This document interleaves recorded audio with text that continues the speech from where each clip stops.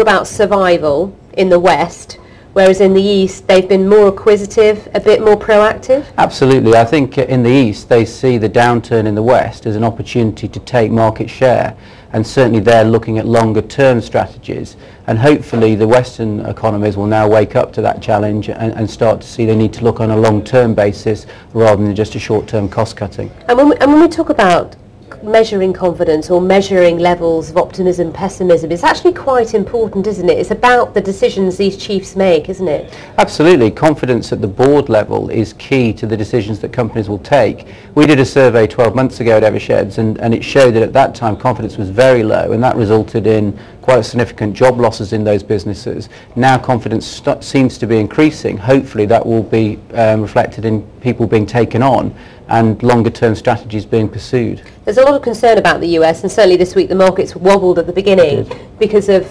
concern about what may be going on there. We're getting employment figures out there tomorrow.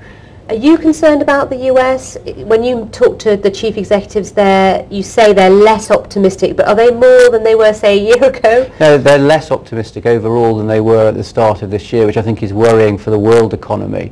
And it's interesting as well, the actions that the US companies have taken have been very inward-focused actions. They've not looked at opportunities of new markets or focusing around client care programs in the same way that the Asian markets have. All right, well, thank you very much, Lee, for coming in, talking to us about that very interesting report.